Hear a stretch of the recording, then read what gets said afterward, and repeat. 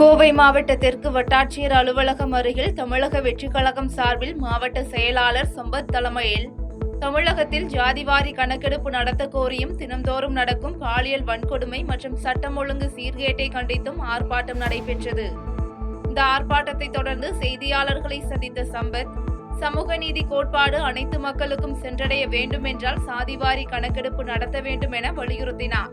ஜாதிவாரி கணக்கெடுப்பு அதாகப்பட்டது சமூக நீதி என்கின்ற கோட்பாட்டை முழுமையாக மக்களுக்கு சென்றடைய வேண்டும் என்றால் ஜாதிவாரி கணக்கெடுப்பை எடுத்தால் மட்டுமே அதை முறையாக மக்களுக்கு செயல்படுத்த முடியும் என்கின்ற நோக்கத்திலே ஜாதிவாரி கணக்கெடுப்பை எடுக்காத தமிழக அரசை கண்டித்தும், இன்று சீர்கேடாக இருக்கக்கூடிய தமிழகத்தில் சீர்கேடாக இருக்கக்கூடிய சட்டம் ஒழுங்கை பாதுகாக்க தவறிய தமிழக அரசின் மீதும், போதை கலாச்சாரத்தை தமிழகம் எங்கும் பரவிக்க நிலைபெற செய்த தமிழக அரசை கண்டித்தும், எஸ்ஓபி என்கின்ற ஸ்டாண்டர்ட் ஆப்ரேட்டிங் ப்ரொசீஜரை ஸ்பெஷல் ஆப்ரேட்டிங் ப்ரொசீஜரை தங்களுக்கு தேவையான அம்சங்களை மட்டும் அதில் நிலைநிறுத்திக் கொண்டிருக்கக்கூடிய தமிழக அரசை கண்டித்தும் நாங்கள் இன்று ஆர்ப்பாட்டத்தை செயல்படுத்திக் கொண்டிருக்கின்றோம். விருதுநகர் மாவட்டம் வத்திராயிருப்பு மேலப்பாளையம் பகுதியில் பெட்டிக்கடை வைத்து நடத்தி வரும் முருகேஸ்வரி என்பவரின் கடையில் விற்பனை செய்வதற்காக வைக்கப்பட்டிருந்த கஞ்சா மற்றும் குட்கா உள்ளிட்ட போதைப் பொருட்களை வத்திராயிருப்பு போலீசார் பறிமுதல் செய்தனர். தொடர்ந்து இதுகுறித்து வழக்கு பதிவு செய்த போலீசார் முருகேஸ்வரி மற்றும் அவரது மகன்கள் செல்வம், பூமாரிமுத்து ஆகிய 3 பேரையும் கைது செய்த நிலையில் இதில் தொடர்புடைய விஜயகுமார் என்பவரை தேடி வருகின்றனர். கன்னியாகுமரி மாவட்டம் நாகர்கோவில் அண்ணா விளையாட்டு அரங்கம் முன்பு தமிழக வெற்றிக் கழகம் சார்பில் தமிழக அரசை கண்டித்து கண்டன ஆர்ப்பாட்டம் நடைபெற்றது. மேலும் மாவட்ட செயலாளர் SR மதன் தலைமையில் நடைபெற்ற இந்த ஆர்ப்பாட்டத்தில் தமிழகத்தில் ஜாதிவாரி கணக்கெடுப்பு நடத்த கோரியும் தினந்தோறும் நடக்கும் பாலியல் வன்கொடுமை மற்றும் சட்டம் ஒழுங்கு சீர்கேட்டை கண்டித்தும் முழக்கங்கள் எழுப்பப்பட்டது.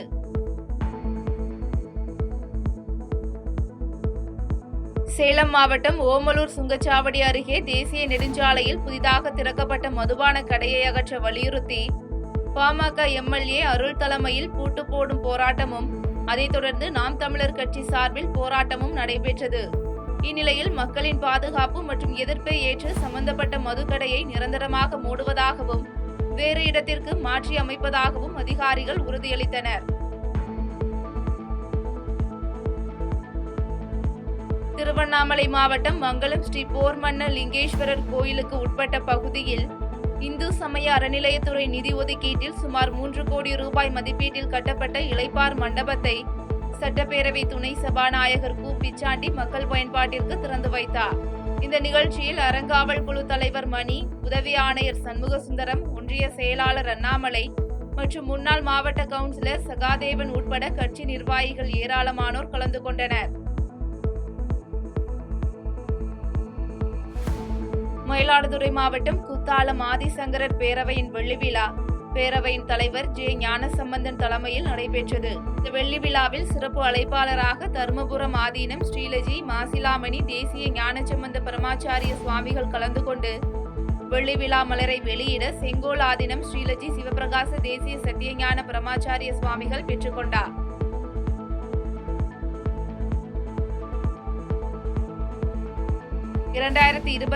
தமிழ்நாடு சட்டமன்ற தேர்தலை முன்னிட்டு மாற்றியமைக்கப்பட்ட வாக்குச்சாவடி மையங்கள் குறித்து அனைத்து அரசியல் கட்சி பிரமுகர்களுடனான ஆலோசனை கூட்டம் வேலூர் மாவட்ட தேர்தல் அலுவலரும் மாவட்ட ஆட்சியருமான சுப்புலட்சுமி தலைமையில் நடைபெற்றது.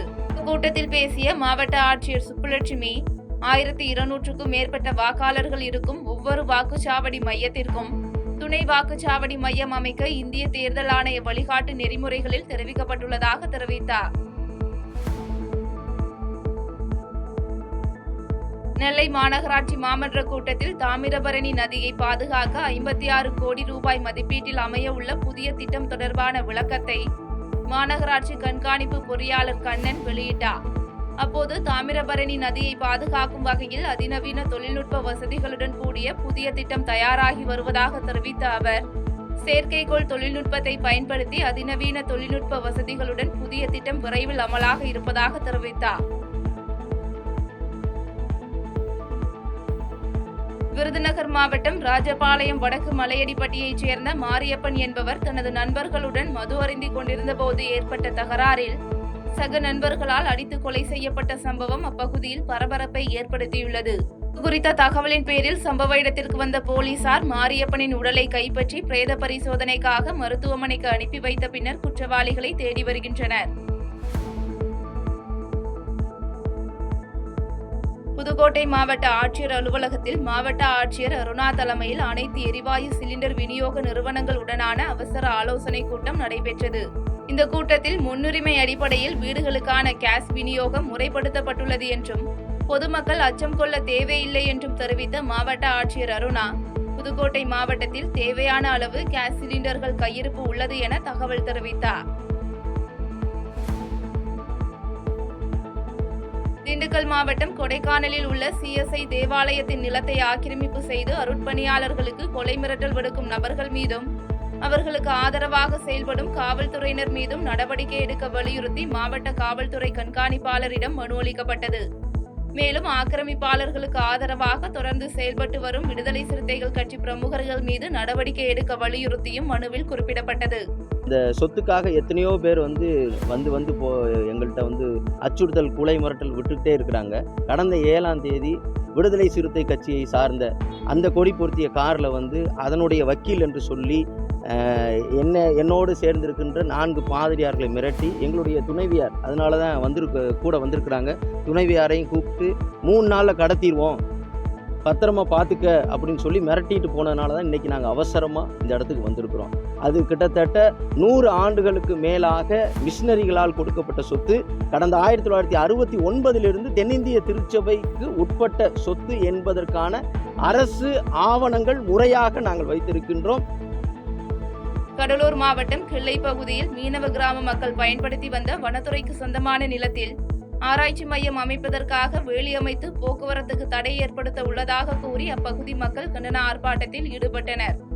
மேலும் முழுக்குத்துறை பகுதியில் அமைய உள்ள இந்த அலையாத்தி காடுகள் பாதுகாப்பு மற்றும் ஆராய்ச்சி மையத்திற்கு எதிர்ப்பு தெரிவித்து நடைபெற்ற இந்த ஆர்ப்பாட்டத்தில் 200க்கும் மேற்பட்ட பொதுமக்கள் கலந்து கொண்டு முழக்கங்கள் எழுப்பினர். கரூர் மாவட்டம் அரவக்குறிச்சி அருகே உள்ள ராஜபுரத்தில் எரிவாயு சிலிண்டர் தட்டுப்பாட்டை கண்டித்து பொதுமக்கள் எரிவாயு குடோன் முன்பு முற்றுகையிட்டு சாலை மறியல் போராட்டத்தில் ஈடுபட்டனர். இதனையடுத்து போராட்டத்தில் ஈடுபட்டவர்களுடன் பேச்சுவார்த்தையில் ஈடுபட்ட எரிவாயு குடோன் ஊழியர்கள் சிலிண்டர் வந்தவுடன் அனைவருக்கும் வழங்கப்படும் என தெரிவித்த நிலையிலும் வீட்டில் சமைப்பதற்கே சிலிண்டர் இல்லாத நிலை ஏற்பட்டுள்ளதாக கூறி பொதுமக்கள் போராட்டத்தை தொடர்ந்தனர். நெல்லை மாவட்டம் ஆரோக்கியநாதபுரம் பகுதியில் தனியார் நிறுவனம் ஆக்கிரமிப்பு செய்த நிலத்தின் வரைபட அனுமதி குறித்து நடைபெற்ற மாநகராட்சி கூட்டத்தில் போராட்டம் நடத்த முயன்ற கம்யூனிஸ்ட் கட்சியினரை போலீசார் கைது செய்தனர். மேலும் மாநகராட்சி கூட்டத்தில் கொண்டு வந்த தீர்மானத்தை புறக்கணித்த மார்க்சிஸ்ட் கம்யூனிஸ்ட் கட்சி மாமன்ற உறுப்பினர் முத்து சுப்பிரமணியம் அளித்த ஒத்திவைப்பு தீர்மான நகலை மாநகராட்சி ஆணையாளர் மற்றும் மேயர் ஏற்க மறுத்ததால் முத்து சுப்பிரமணியம் வெளிநடப்பு செய்தார். நாமக்கல் மாவட்டம் பொத்தனூர் பகுதியைச் சேர்ந்த 10ஆம் வகுப்பு மாணவியை ஆசை வார்த்தை கூறி பாலியல் வன்கொடுமை செய்து கர்ப்பமாக்கிய ஆட்டோ ஓட்டுநர் அருண்குமார் என்பவரை போலீசார் தீவிரமாக தேடி வருகின்றனர். மேலும் பாதிக்கப்பட்ட மாணவியின் பெற்றோர் அளித்த புகாரின் பேரில் பரமத்தி வேலூர் அனைத்து மகளிர் காவல் நிலைய போலீசார் அருண்குமார் மீது போக்சோ வழக்கு பதிவு செய்து தேடுதல் வேட்டையில் ஈடுபட்டுள்ளனர். செய்திகளை உடனுக்குடன் தெரிந்து கொள்ள கீழ்கண்ட கேபிள் மற்றும் DTH நெட்வொர்க்குகளில் எம்நாடு செய்தி தொலைக்காட்சியை காணுங்கள். பாதகம் செய்பவரை கண்டால் நாம் பயம் கொள்ளலாகாது பாப்பா. மோதி மிதித்துவிடு பாப்பா, அவர் முகத்தில் உமிழ்ந்துவிடு பாப்பா. அண்மை செய்திகளை உடனுக்குடன் தெரிந்து கொள்ள இணைந்திருங்கள் எம்நாடு தொலைக்காட்சியுடன்.